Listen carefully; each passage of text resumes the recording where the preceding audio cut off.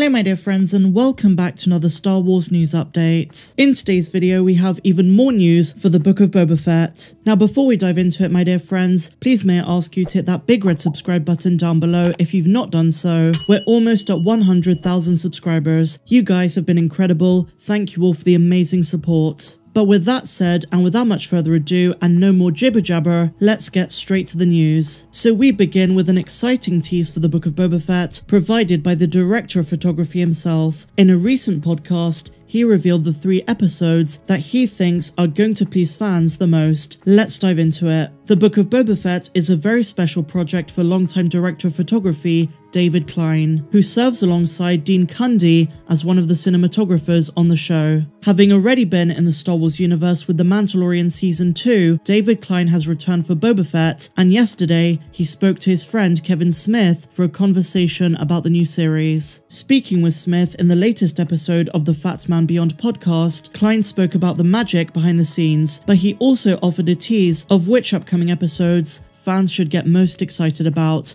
and the answer will not surprise you. The director of photography did not miss a beat, answering episodes 5, 6 and 7. His reply was met with laughter because unsurprisingly, these are the final episodes of the series and naturally should pack a punch. But it does beg the question of what Lucasfilm have up their sleeves for the last 3 episodes, given the fact that Filoni directed and co-wrote episode 6. Later in the podcast, there was also plenty of talk about behind-the-scenes work on the show, with Klein confirming a surprising detail about how the shows are conceived at Lucasfilm, revealing that each episode doesn't have storyboards but is entirely animated. In his own words, he said, "Oh no, there are no storyboards. There is a full animatic of every episode." And you know, given the budget of these shows, it's not too surprising, especially with the ILM developments, notably the volume, which has been used on every season of The Mandalorian, The Book of Boba Fett, Obi-Wan Kenobi, and this spring it's going to be used on Ahsoka. So to match those innovations,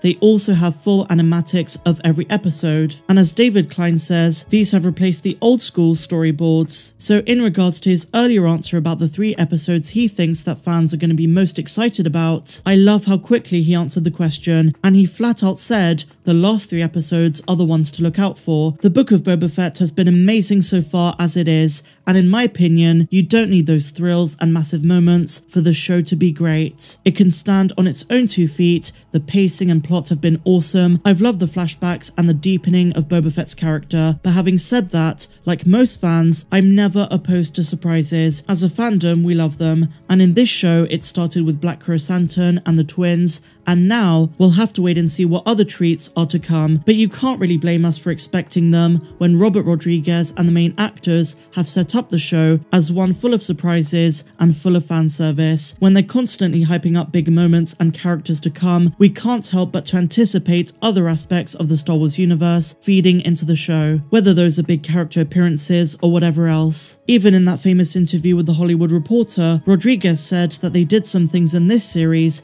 that he couldn't believe they got to do, and that was in context of fan service. So the show has been set up that way, but as I say, I love what we've had so far. I have no complaints. I love the slow burn style of pacing, but David Klein in this interview is saying that it is building up to something special in those last few episodes, and there will come a point where the weighting of this series is going to switch from being predominantly flashbacks to predominantly current day, and I think those last few episodes are going to be the ones that are solely focused around what Boba and Fennec are up against in a pretty climactic way. But the importance of this build-up with Tusken flashbacks cannot be understated, because in this new era of Boba's life, his identity is now directly influenced by the tribe who took him in after his escape from the Sarlacc. So we do need to go with the journey the story is taking us on, episode by episode, and by the end, the payoff will be sweet, because we would have understood why Boba's time with the tribe changed him into who he is today. I don't mean to be repetitive, but it's a brilliant way of telling a Boba Fett story, and I'm here for it. But as I say guys, the producers, actors, and now the director of photography are all excited for what's to come once we're past that halfway mark. But the lowdown from this interview is, expect the unexpected, and keep the hype train going because we're in for something huge.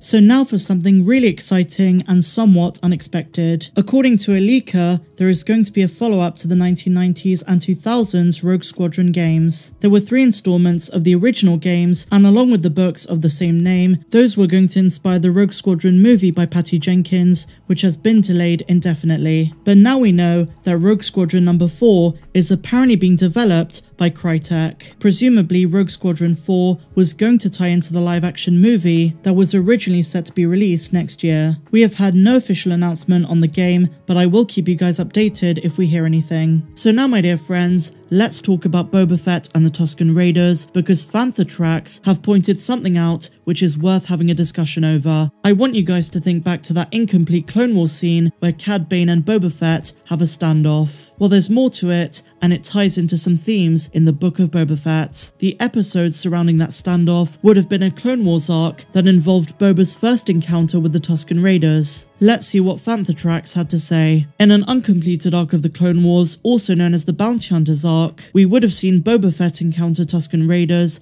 and be held captive by them. This would have been a 4-episode arc with original production codes 522, 23, 24, and 25. It was originally intended to be included in the 6th season of the Clone Wars, but ultimately, Season 6 was cut short and later released as The Lost Missions. But surprisingly, none of these were included in Season 7. But in terms of the story itself, I'll just give you a brief summary before we move on. It would have been revealed in this arc that Cad Bane knew Boba's father Jango. It was always a dispute between them who was better, which they never got to find out due to Jango's untimely death. So secretly, that is why Cad is training Boba, as he feels if he can train Boba to be as good as Jango, then he'll finally be able to find out who is better. In the course of training him, it would see them team up to rescue a kidnapped child from a tribe of Tusken Raiders on Tatooine. In a clip shown at Star Wars Celebration, we see Cad Bane, Boba, and Todo 360 making camp for the night in the sands of Tatooine. Cad Bane senses that they're about to be ambushed by the Tuskens and quickly comes up with a plan for Boba to allow himself to be captured. Full of pride, Boba initially refuses,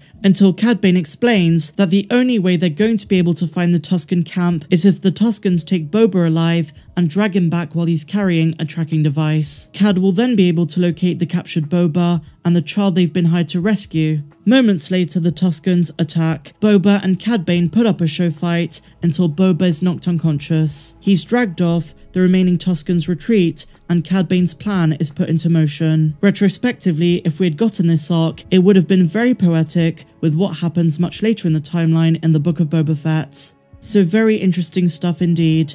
So now, my dear friends, as I usually do when this stuff comes up, we're going to be looking at some concept art that was never used. This is unused concept art from the Rise of Skywalker, specifically Dark Rey's lightsaber. As you guys know, I'm not a fan of episode 9, but one massive wasted opportunity is Dark Side Rey, which I thought would have been badass. Dark Side Rey is used in a vision as a warning to Rey of what she could become, but unfortunately, that was the extent of it. I know this might be an unpopular opinion, but I think Empress Palpatine or Dark Side Rey would have been an epic concept to go through with. But then again, you could argue that if they did go through with it, that would have made the film end with a dark twist. I would have been fine with that, to be honest. But anyway, in a recent Instagram post, concept artist Matthew Savage revealed a discarded design for Dark Rey's lightsaber. He says that he was experimenting with using elements of Rey's staff, though those elements would go on to inform Rey's final yellow lightsaber, and we all know how much Disney absolutely love their yellow lightsabers. I made an entire video about this grievance, so click up there to find out more.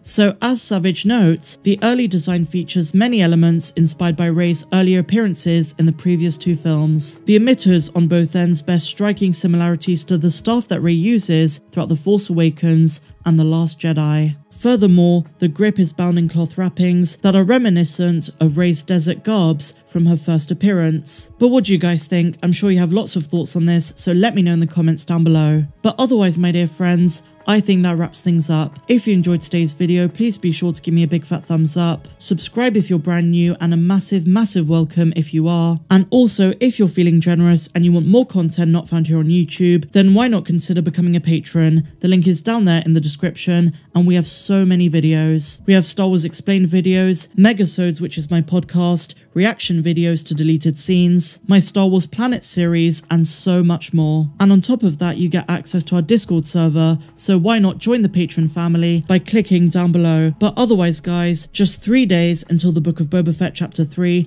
I can't wait to break it all down. May the Force be with you all, I'm Star Wars Meg, have a good one.